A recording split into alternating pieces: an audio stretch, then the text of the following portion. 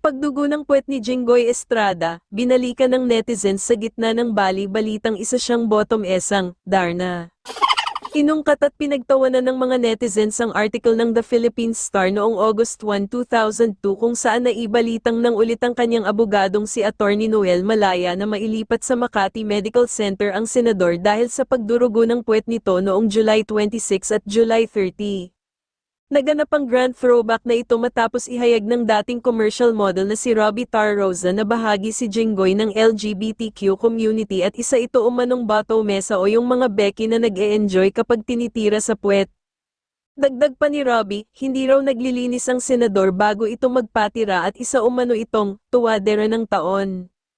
Jinggoy Estrada sa umaga, Jinky sa gabi, viral ngayon ang Facebook post ng dating commercial model na si Robbie Tarroza tungkol sa umano'y ibubunyag niya tungkol sa kontrobersyal na senador na si Jinggoy Estrada kung hindi ito magre-resign sa kanyang posisyon. Post ni Robbie nitong September 12, Jinggoy mag-resign ka na, kundi I will be forced to tell the country about your double life, you are one of the reasons ba't kami naghiwalay, I have all the receipts dear. Try me, pareho lang kayo ng ex ko, baboy. Sa comment section ay tila kinumpirma ni Robbie na isang miyembro ng LGBTQ community si Jinggoy at hindi talaga ito tunay na lalaki. Tanong sa kanya ng abogadong si Darwin Cañete, Federation member, sinagot naman ito ni Robbie ng leader behind closed doors in a basement. Pinaalalahanan naman si Robbie ng kanyang kaibigan na libel ang kanyang paynost, subalit idiniin ng dating matini idol na mayroon siyang mga resibo na nagpapatunay ng kanyang mga isisiwalat.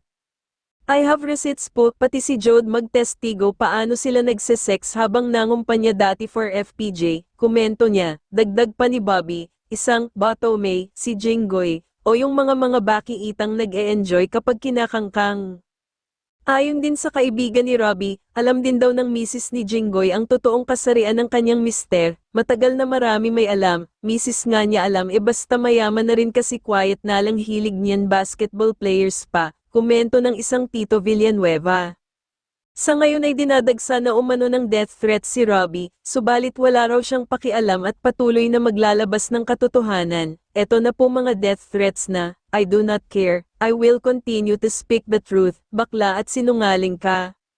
Samantala Maine Mendoza mukhang stressed sa live ng Itbulaga. Mga netizens nag-aalala ngayon sa kalagayan ni Maine Mendoza at mukhang matamlay ito nang mapanood nila sa live ng Itbulaga ngayong araw. Sunod-sunod kasi ang mga larawan ng kanyang asawa kasama ang mag-asawang Diskaya pati na din ang tinanggal na DPWH engineer na si Henry Alcantara. Ano ang nangyayari kapag ang isang bagyong politikal ay bumangga sa buhay ng isang celebrity?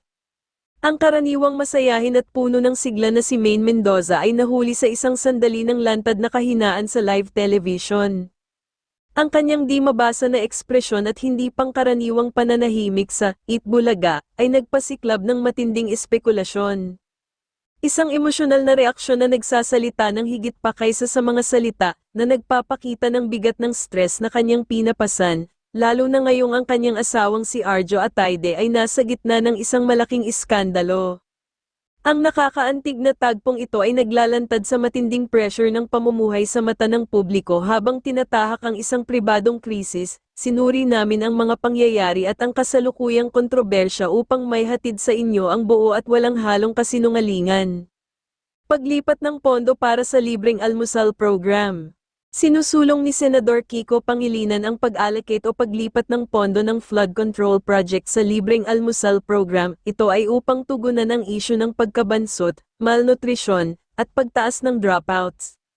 Base na rin doon sa ililipat yun ilang pondo ng flood control dahil ito ay malulustay lamang at hindi kailangan o kaya ay inaayos pa, ilagay natin sa ganitong klaseng programa, ani Pangilinan. Matatanda ang nagbabala na rin ang Second Congressional Commission on Education EDCOM-2, na posibleng mas mahirapan sa pag-aaral ang estudyanteng may stunted growth o nabansot. Ano po masasabi nyo? E-comment na po sa baba. Huwag po kalimutang mag-like at subscribe na rin po. Salamat!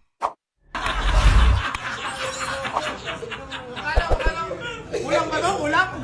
Akala ko 1,021,000. Keep the change! Keep the change! Ito na! Ito na! Ito na! Ito na!